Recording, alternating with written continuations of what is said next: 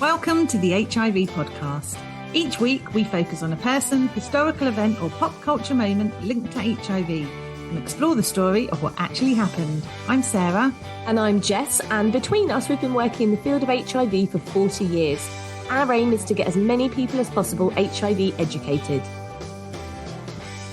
Hello everybody, welcome to the HIV podcast. You'll recognise those dulcet tones, Sarah? Always. Is it your favourite person? My favourite voice. It is your favourite voice, isn't it? Well, it will be no secret that the person that did our lovely intro today is the wonderful Stephen Hart, and he is going to be our guest on the podcast. And, you know, full transparency, Sarah and I spoke to him maybe a couple of weeks ago. So it is a pre-record, but we're actually recording the day before this goes out. And this week has been the arias, as everyone should know, Sarah. All good HIV podcast listeners should know. What?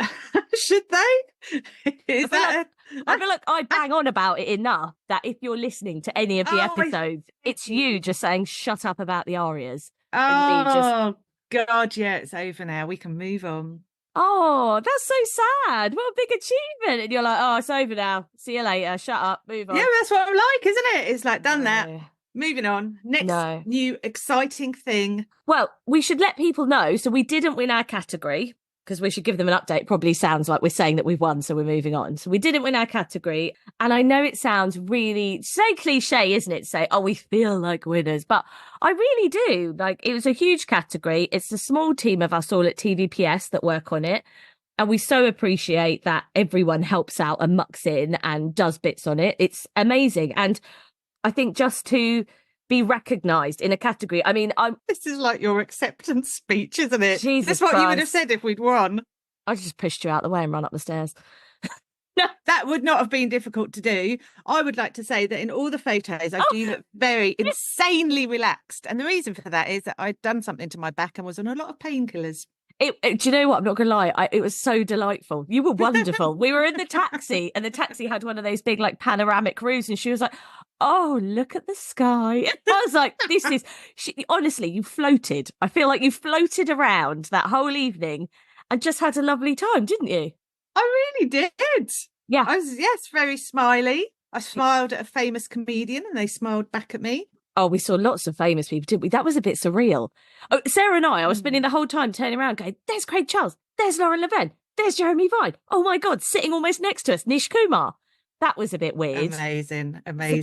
Very surreal. So within the arias, there's a bronze, silver and a gold. So we should acknowledge those, I think, because well done in our category. So bronze was, so this is both audio and podcast. It's not just podcasts. So bronze was Nicky Campbell, and his audio entry for BBC Radio 5 Live was called Different. Silver was the wonderful Rob Burrow, and his programme was 7 for Radio BBC Leeds.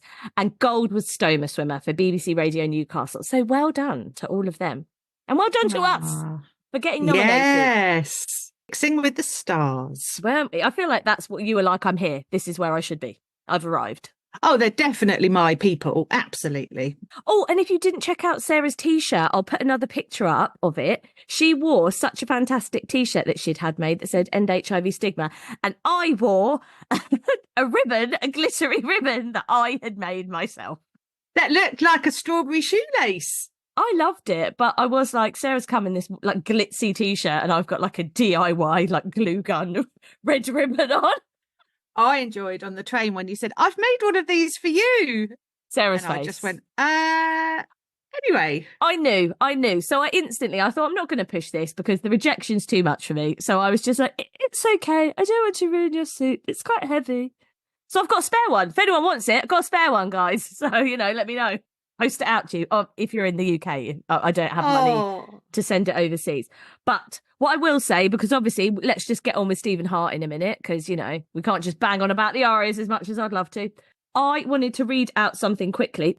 Okay, so we received the most wonderful message. After I put our little, obviously, if you follow us on Instagram, you'll see in our stories, we were like showing people you eating your weird little sandwich on your codeine, on your little space cloud floating around, your little Philadelphia. Right, again, I had to eat because I'd taken medication on an empty stomach. Of course you did, princess.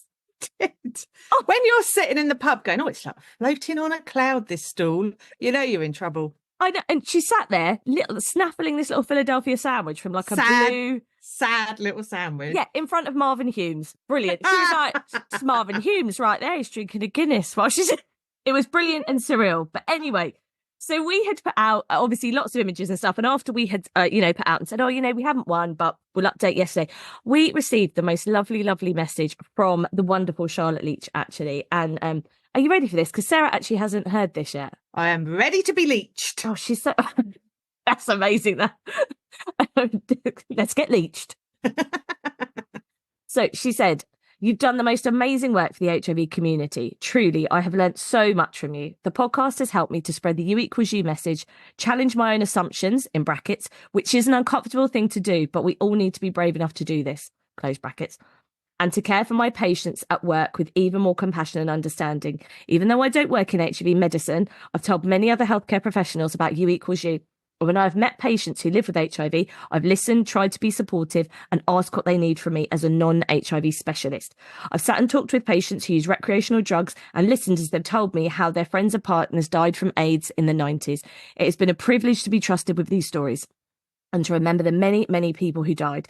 Without the HIV podcast, I'm not sure I would have approached these situations in the same way. So thank you for all you do." I know, right? How lovely is that? We just got leached. That's what getting leached means. It's just it's a big old hug. It is. It's a beautiful experience. Tell me, so Sarah, what do you have today? Tell me you've got things also. Ooh, of course I have things. Well, one thing. Okay, go on. Is it nice? There's nothing more off-putting when someone yells in your face, go. No, it's lovely feedback. So this is from Rachel in Public Health. Been liaising about something to do with work, obviously. And she emailed her. She said, it feels like I speak to you all the time, but it's because I listen to the podcast. It's fab. You're doing some great stuff to break down barriers and stigma. Amazing. So I went back and thanked her for the lovely feedback.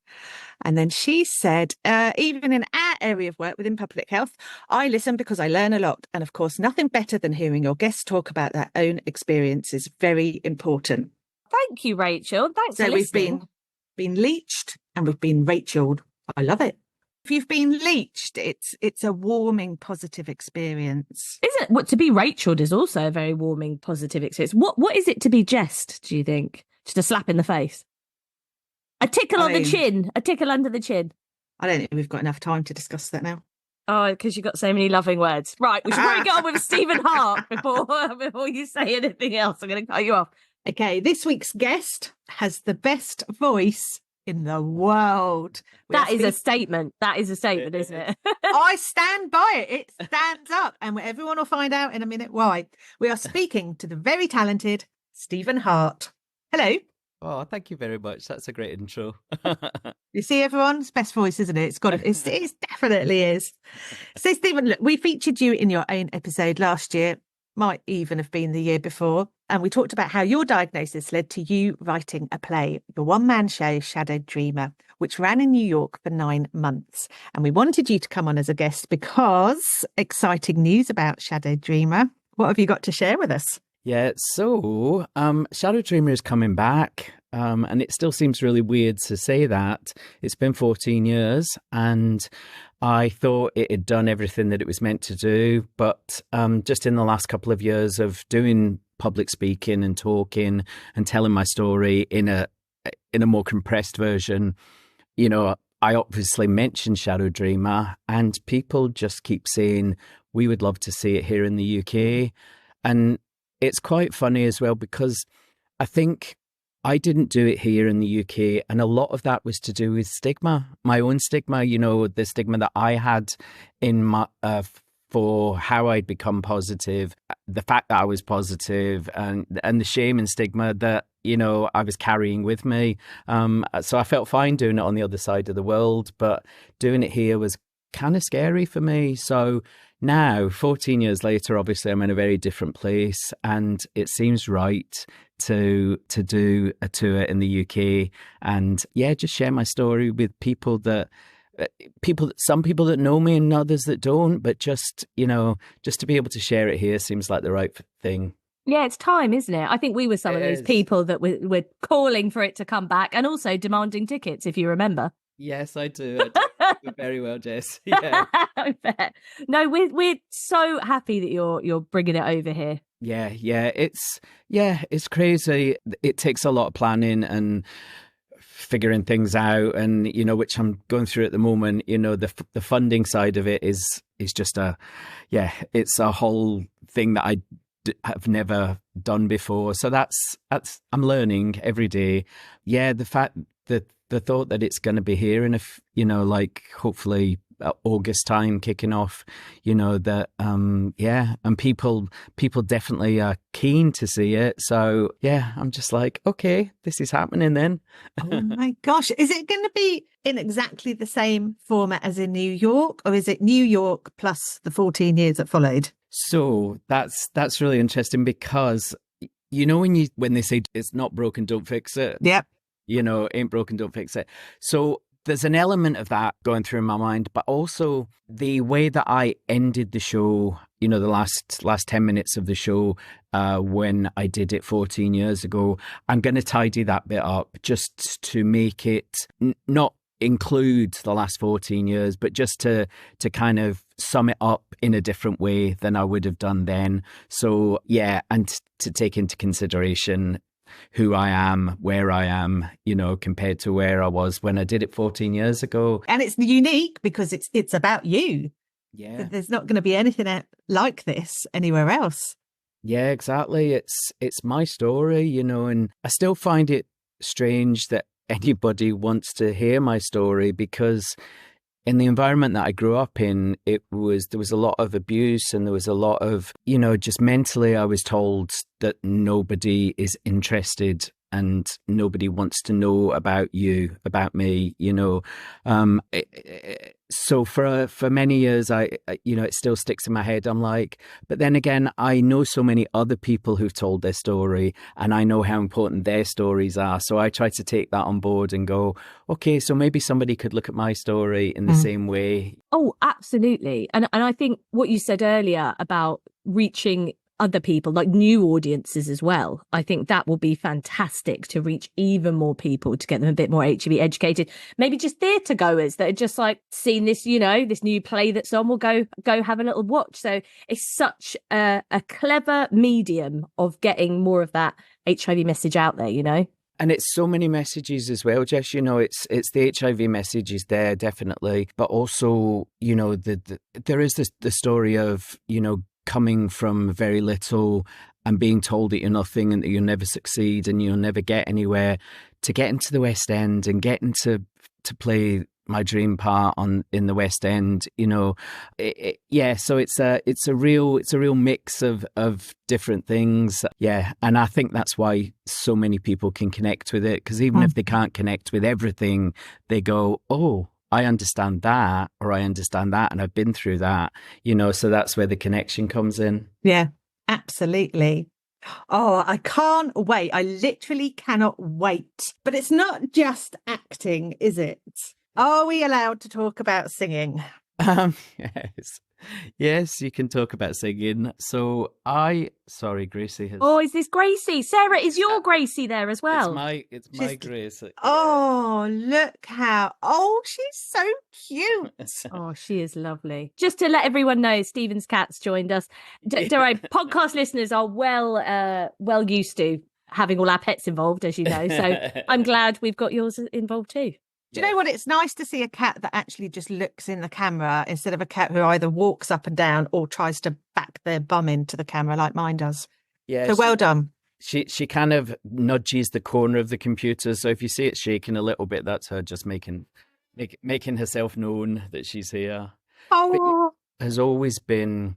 I was a musical theatre actor, and so singing was always something that I loved doing, but I stopped doing for a long time after my diagnosis, because I was told that the agent that I had, my first agent in London, told me that nobody with HIV would ever have a lead role in the West End or on Broadway. And that stayed with me. And even though I got another agent after that, and, she was great, those words, that comment stayed with me. And when I became positive, I didn't know where I fitted in, but I was so scared of all the hard work I'd put into my career going down the drain. If it got out that I was positive, that I decided to withdraw completely, and I didn't sing for a long time. And my eventually getting back into singing was with Joyful Noise Choir, who are a HIV positive choir, and we sing at HIV positive events. But we got invited onto Britain's Got Talent last year, and it was an amazing experience because just to be on a stage like that in the London Palladium, which was full of people, and telling our stories, and it was really powerful. We got 4 yeses, but we didn't. You know how they do they kind of say yes to 60 people, but they can only take 20 through. So we didn't make it to the final, but it was a great experience as well. And we're singing at the Chelsea Flower Show for the Terence Higgins Trust Garden this year. So we kind of get kept busy at events like that. So it's nice to be using my voice and using it in a different way. So it's good. So the video of you guys being on Britain's Got Talent, we'll put the link below the podcast episode so that people can go and watch it, because it's really lovely. And I'm glad that someone had filmed it. And the comments that you got from the judges were so lovely. Like you said, 4 yeses. But aside from just 4 yeses, you got some really, really amazing comments, didn't you, from all of them? Yeah, we were really surprised because, I think it was just when Bruno had joined the panel, and for some reason I thought, oh, Bruno's not going to take to us. There's going to be one that goes, oh no, I wasn't sure, but Bruno was up on his feet in the middle of the song, waving his arms around, and everybody was just so kind, and it was, even though we didn't get to be seen, in the final, we got to tell our message to 2,500 people sitting in those seats, and we were the first ever HIV positive choir to have been on Britain's Got Talent. So it was definitely a big thing for us. We were very, very proud of what we'd done. Oh, you should be, and you're modest because you started the song, didn't you? It's just you singing on your own, first of all. I did start the song. I was so nervous. I was just like, if I mess this up, then if I come in at the wrong time, or if I come in off key or something like that, then it's going to send all the other singers off. So I was really, really nervous. And just being out in front of them all, I was just like, my gosh, this is real. It's sometimes you do things and it's not until you step out on stage that you go, wow, this is really happening. So, but it was an amazing experience. And it really, as you say, the video got so many good comments, and so many people saw the video. And so it meant that even more than those 2,500 people, we got to tell our stories to even more. So it made it even more special. It's amazing. That video is really well put together, because it's like you at the rehearsals, then it's you on the day, and you can sense your nerves. And I was watching it and I thought, God, I feel nervous for him. Come on. And then you're there behind the scenes and the build up, and having to wait so long before you go on stage. And I found it really emotional when all of you are on stage. There's a vulnerability to what you're doing, because you're all being open about your status. And one of the judges picked up on that. It might have been Alicia, who's the courage this has taken is absolutely kind of phenomenal. And I found it really, really emotional.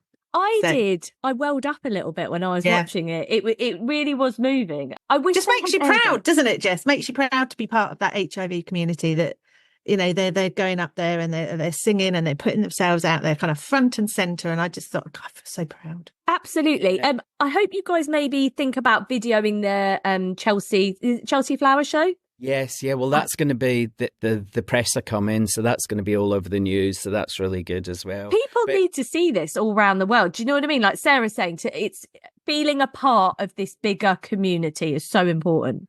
Yeah, but it's amazing as well that, like as you were saying, Sarah, about the rehearsal bit, before at the end of that, I was in tears. Just something hit me about the impact and how big it was. It just hit me at that rehearsal, and got to the end, and I was like, oh, I need a tissue. But yeah, it was an amazing day. It really was. Oh, it's fabulous. Did you get to meet Ant and Dec? Were they there? They were so nice. They were just like anybody, they were just your best mates. They were just full of fun, and just really, really nice, really, really kind to us. What an experience. Did you get to meet Stephen Mulhern? Stephen Mulhern, no. No, he doesn't do it anymore, does he? No. What? There's no Britain's Got Talent, the after show. That was my favourite part of all of Britain's Got Talent, was just Stephen Mulhern. Really? Oh, yeah. And literally, it got that bad. This is a bit of a tangent. It's not long, though. Don't panic. I still, to this day, I'll say, because I love him so much, I used to call him the Mulhern. And I'll always say to Ben, my partner, who do I love? And he'll be like, the Mulhern. And I can say it to him now. I'll be like, who do I love, Ben? He'll say the Mulhern. Yeah. Look at Sarah's face of disgust. Fascinating, Jess. This is the content everyone's listening to. This is what they're tuned in for. Oh, God, absolutely. Yes. Oh, I'm glad you got to meet Ant and Dec. That would be the pinnacle for me. I mean, I have to say at this stage that I could never do what you do. The thought of going up on stage for anything is an absolute no for me. So I'm in awe of you because you have the confidence to do that. Incredible. Yeah, as I say, sometimes it's not until you're about to step on stage, you're just like, oh my goodness, what did I sign up for? But it's always. The good thing about it is you always come off stage feeling good, feeling amazing. On a high. Yeah, absolutely. Yeah. And we can't have you here as our guest without mentioning your YouTube channel, Hart Talks. Yes. So I started Hart Talks 8 years ago, and I think the reason for starting it was because I had been able to tell my story, and what I realized from doing Shadow Dreamer was that I would get back to the apartment every night, and I'd opened up an email account for people to find out when the show was on, where it was next going to be on.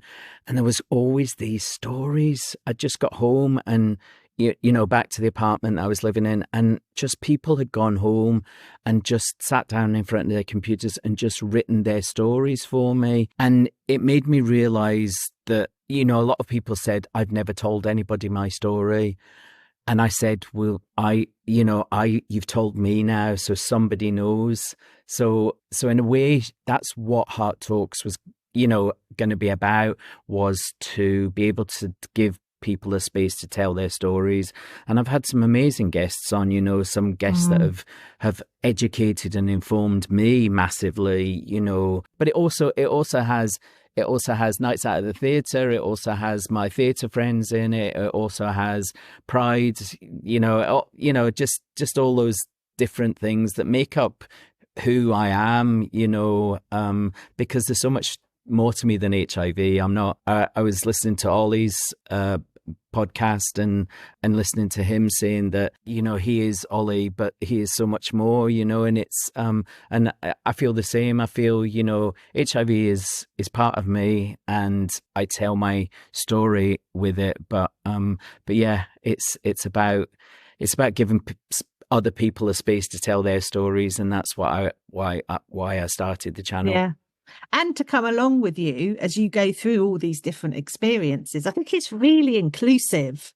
You really do feel like you're there with you. And for people who don't have the opportunity or don't want to go on Britain's Got Talent or go to Pride, you're doing that for them, but bringing them along. Yeah, exactly. It's kind of, because there are people, I've got people who are on the other side of the world, who are older, who watch and send me messages, and they're like, this really cheered up my day. And I think, wow, I don't realize sometimes that video or that story or that, can be the one thing that somebody needed in their day, and I feel very, very honored to be able to provide that, to somebody who might need it. Yeah, and it's really popular, isn't it? You've got like over 2,000 subscribers, haven't you? Yep. And I put the trailer for Shadow Dreamer came out a couple of days ago, and I posted that on there the other day, and that's done really well. Lots of people saying that they want to see it, so that's brilliant. Yeah, I saw some lovely comments below that video. And again, we will put the link to Heart Talks below, and to separately as well the trailer for Shadow Dreamer, so that people can just know a bit more about it. Yeah, it's great as well to be able to follow my journey on something like this, because there are going to be times where I'm going to be pulling my hair out, but it's good to see that you don't, I think so much with social media, it's always about looking perfect, and my life is wonderful, and but so what I like to show is that this is my life. Sometimes it's messy, sometimes, but it's life, and this is what happens when you're trying to put a show on, and this is the highs and the lows of what can happen. So I just include it all. Oh, I like that. I think that's why people like it, because it's real. It's kind of laid bare, isn't it? So this is the highs and the lows. So you do feel like you're on a journey with you. I mean, we should talk about you, an ambassador for THT. You're a positive speaker for them, but it isn't just HIV work, because you also do work for other organisations that deal with sexual assault in men. Yeah, so I experienced sexual assault as a child. So from the age of 3 to the age of 10, I was abused by an uncle. So I kind of feel as if I wear a number of different hats, because I experienced that as a child. But then obviously, as a lot of people know, when I was 34, my drink was spiked and I was raped, and that's how I became HIV positive. And because of that, I was asked by a charity called Stamp Out Spiking to become their London ambassador, to speak for them and speak on spiking. And we're currently just trying to get a law changed through Parliament, to make spiking a crime, officially a crime, punishable, by jail sentence and things like that. So there's that. And then I'm also a member of the Brave Movement, which is another charity that deals with sexual assault in children. So I kind of wear a lot of different hats, and I'm a advisory group member for Joyful Noise Choir as well. So there's lots of different things going on. So you're a busy man. Yes, and THT keeps me busy as well. There's a lot of stuff going on with THT. Doing so much good. Doing my best. Yeah, you really are. It's unbelievable how much you're fitting in. It just keeps me out of trouble. That's what I would say. You are certainly very busy. And I think, a lot of the time with our service users, especially when they're newly diagnosed and they're thinking about how many people they should tell and whether they should tell anyone at all, for you, that decision was to be open, probably more open than a lot of people, because you put yourself out on stage. But the right decision for you was to do that. Yeah, it took 2 years. It took 2 years of telling nobody, and waiting to die, because that's what I'd grown up with. I'd grown up with, Freddie Mercury and Rock Hudson and Kenny Everett and all the celebrities that were dying of AIDS-related conditions. And I also grew up during Section 28. So, no education at all, on anything like that. And I thought I was going to die, and I just waited, and always say I listen to too much Whitney Houston, but you never can listen to too much Whitney, as I, biggest Whitney fan. And I just waited and waited and waited, and then realized that I was bored of waiting to die. I was like, this isn't going to happen anytime soon. So I realized that I had to do something, and I never planned to share my story publicly ever. And a one-man show is my idea of horror, because I've always been used to being on a stage with many other cast members, and you feel secure because you've got them around you, going on stage on your own was massive, you know. So it kind of happened by accident, if that makes any sense. You know, my agent, my good agent read it, and she said to me, "You need to do something with this." And that's where the seed was planted for Shadow Dreamer. And I thought maybe I should tell it to somebody, but go to the other side of the world where nobody knows me, you know, in case it's a huge disaster. And so telling my story has been very beneficial for me, you know, and I always say that, you know, we're all on a journey with HIV, and so often people could not get on the stage on Britain's Got Talent and be public and be open. And that's okay, you know, because you have to be ready, and you have to be, you know, whether it's family, whether it's your job, whether it's, you know, you have to be able to be open and ready to tell your story. And it did take me a while, but yeah, once you tell it, there's no looking back. That's probably nice for people to hear as well, that it wasn't just that you were like, right, instantly, I've been diagnosed and I've made this huge decision to be very open, because perhaps someone is listening that is newly diagnosed and thinks, oh, I can't imagine telling anyone. But you don't know, things might change. But like you said, you don't have to. Yeah. Just see what fits with you. Yeah, exactly. Fabulous. Now, we can't end without acknowledging your voice. I've made no secret of the fact that I find your voice very soothing. And I think you should consider doing relaxation voiceovers. You'd be perfect for it. So would you do me a huge favour and just repeat after me, Sarah and Jess, everything's going to be okay. Sarah and Jess, everything is going to be okay. That's perfect. Oh. I'm going to have that. I'm going to have that as my ringtone, my work ringtone. The same thing, literal ringtone. Yeah. Has to be, doesn't it? Just like, everything's all right, everything's okay. I'll have to listen to it before we go to the arias. We'll be like, compose ourselves. Everything's going to be all right. Don't freak out. Why are we here? Maybe I should go into reading online books. Yes. Yeah. Yes, you'd be perfect at it. It's just so. This is why I love watching Heart Talks, because I'm like, it's like mindfulness, isn't it? That soothing kind of like wearing a little blanket. It's amazing. I think that's why Shadow Dreamer worked so well, because, you know, it was like you were sitting down in my living room with me, and we were just sitting on the couch having a chat, you know, and that's what audience members, you know, were attracted to and loved. And that's what I've tried to do with Heart Talks as well. You know, just make it that we're just sitting having a gab, you know, and yeah, forget about lights, forget about cameras. It's just about us talking. And it's definitely like that. That absolutely comes across. So if you're listening to this and you haven't checked out Heart Talks yet, do go and do that. Stephen, it's been such a pleasure talking to you. Thank you so much for your time. Thanks for having me. Well, I mean, that's just going to be my ringtone forever, Sarah, now. Stephen Hart just telling us everything's going to be okay. I know. It just makes you feel better, doesn't it? It really does. What a wonderful, wonderful interview. I'm so glad we could get him on. And thank you for coming on, Stephen, and giving us your time.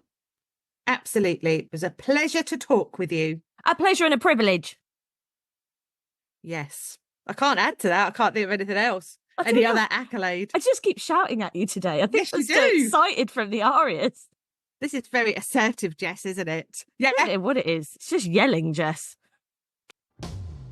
Thanks for listening to the HIV podcast. If you enjoyed our podcast, please like, rate and subscribe wherever you listen to your podcasts.